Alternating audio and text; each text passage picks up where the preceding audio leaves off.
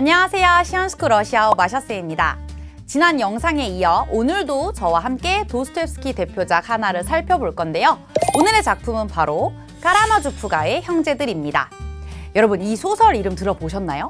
아무래도 도스토옙스키 하면 죄와벌 이렇게 바로 떠올리다 보니까 이 작품을 좀 생소하게 느끼시는 분들도 있으실 거예요. 한국에서는 최근에 이 작품으로 뮤지컬과 그리고 연극도 상연이 되었는데요. 제가 또 그냥 지나칠 수 없어 직접 연극까지 보고 왔습니다. 연극 리뷰는 영상 마지막에 알려드릴 테니까 영상 끝까지 꼭 봐주세요. 카라마조프가의 형제들은 러시아어로 브라티아 카라마조브입니다.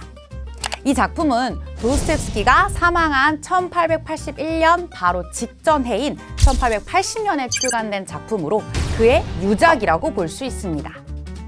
지난 시간에 살펴보았던 죄와 벌을 포함해서 도스토옙스키의 5대 장편에 속하기 때문에 문학작품에서는 절대 빠뜨릴 수 없는 작품이죠. 이 작품은 카라마조프 가문의 형제들을 중심으로 존속 살해라는 끔찍한 사건을 둘러싸고 벌어지는 이야기입니다. 살인사건이 주제인데 세계 걸작이라고 평가받는 것 자체가 굉장히 흥미롭지 않나요? 범죄 드라마처럼 스릴 넘치는 이야기가 펼쳐지는데 총 1,500쪽이나 되는 굉장히 많은 방대한 양이고 또한 도스토옙스키 작품답게 등장인물도 많고 그리고 내용 전개가 좀 복잡하다고 느낄 수가 있어서 섣불리 작품을 읽어봐야겠다라는 생각을 하기가 쉽지가 않습니다.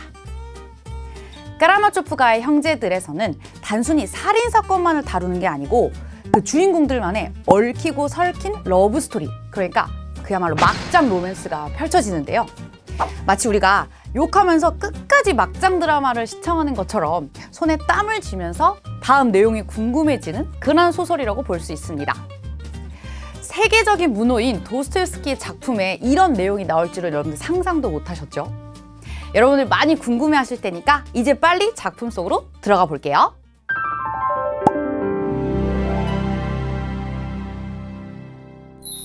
자, 그럼 먼저 이 작품의 등장인물을 소개할게요. 아버지 퓨오드르 카라마조프에게는 첫째 아들 드미트리 카라마조프, 둘째 아들 이반 카라마조프, 막내 알렉세이 카라마조프가 있습니다. 우리 작품에서는 알렉세이를 알료샤라고 주로 하고요. 사생아 스미르드코프가 나옵니다. 그리고 드미트리의 약혼 여인 까테리나, 드미트리가 진짜 사랑하는 여자 그루셴카가 등장합니다.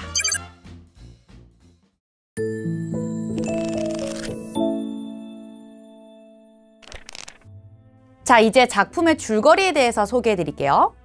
술과 여자밖에 모르는 아주 방탕하게 살아가는 50대 아버지 퓨오드르 카라마조프가 등장하고요. 첫째 부인에게서 낳은 드미트리는 아버지 퓨오드르로부터 사랑을 받지 못하고 하인인 그리고리의 손에서 살아 장교가 됩니다.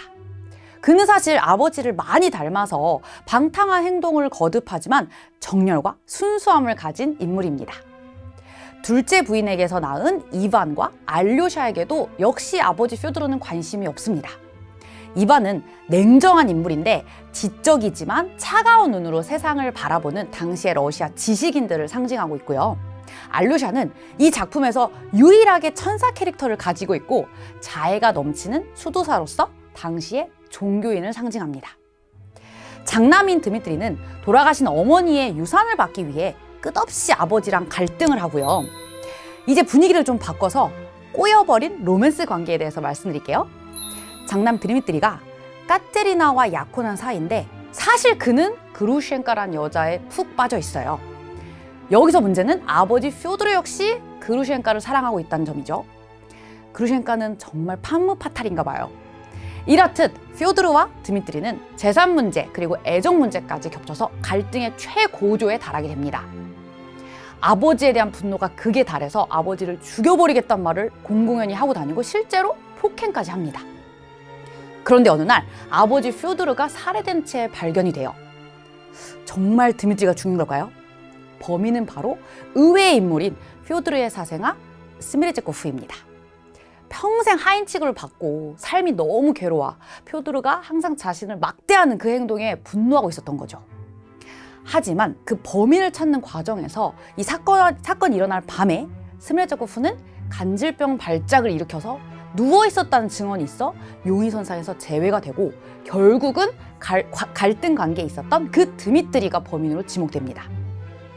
억울한 누명을 쓴 드미트리가 체포가 되고 둘째 아들 이반이 스메르자코프의 그 대화를 통해서 그 사람이 진범인 걸 확신합니다. 이반은 모든 걸 내가 다 밝히겠다 이렇게 마음을 먹었는데 그날 스메르자코프는 자살을 합니다. 마침내 열린 드미트리의 재판에서 드미트리의 형제들과 그루셴카는 모두 드미트리가 무죄다라고 주장을 하는데 까테리나나 그리고리 등 대부분의 증인들은 바로 드미트리가 살인범이 맞다고 주장을 합니다. 결국 드미트리는 20년형을 선고받아요. 여기서도 빠뜨릴 수 없는 막장 스토리. 둘째 아들 이반이랑 드미트리의 약혼녀 카테리나가 사랑에 빠져요. 그녀는 자연스럽게 자신의 약혼자였던 드미트리를 용서하고 셋째 알료샤 그리고 이반과 함께 다 같이 드미트리를 탈출시킬 계획을 세웁니다. 그리고 마지막에는 드미트리와 카테리나가 서로를 용서하고 안아주는 걸로 작품이 마무리됩니다. 이 작품에서도 역시 도스토옙스키는 인간이란 무엇인가 이런 근원적인 질문을 우리에게 하는 것 같아요. 작가는 주인공들의 성인 까라마초프를 마치 어떤 특징을 의미하듯이 까라마조프적이라는 개념을 언급하는데요. 바로 이 까라마조프 집안 사람들은 선과 악이 공존하는 아주 복잡한 내면을 가지고 있다고 말하고 있어요. 하지만 도스토옙스키는 이러한 특성이 단순히 까라마조프 가문에 그치는 게 아니라 러시아인, 그러니까 인간의 일반적인 특성이라는 점을 강조하는 것 같아요. 생각해보면 우리 모두는 각자 선함과 악한 모습을 가진 채 살아가고 있죠. 작품을 읽으면서 저도 순간 양심에 찔리는 그런 느낌을 좀 받게 됐어요.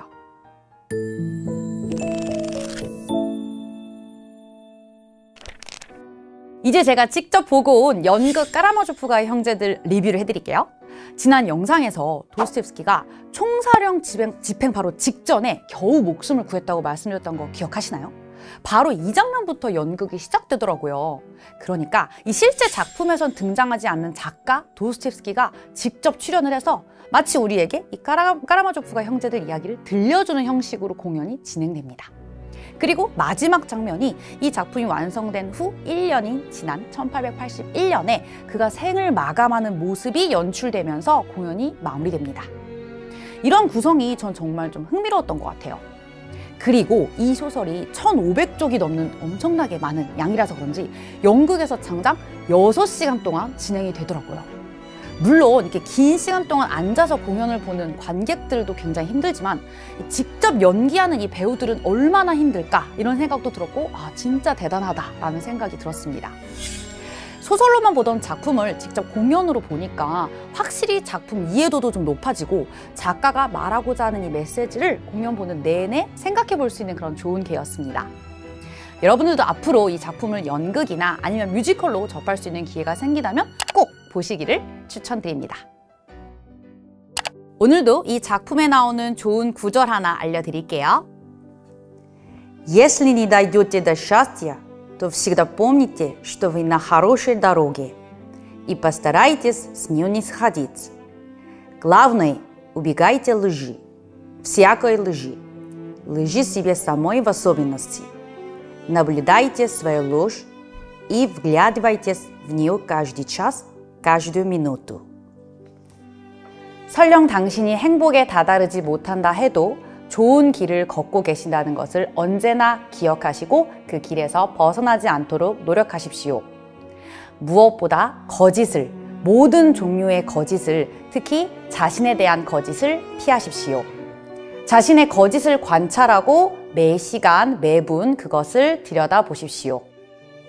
오늘의 교훈은 스스로를 의심하거나 속이지 않고 현재 우리가 나아가고 있는 이 길이 행복을 향한 방향임을 믿고 열심히 살아가자입니다. 도스토옙스키 탄생 200주년을 기념하는 마샤TV 영상은 여기까지입니다. 여러분들에게 유익하고 또 재밌는 영상이었기를 바라겠습니다. 저는 다음 영상에서 또 찾아뵙도록 할게요. 감사합니다. 빠까!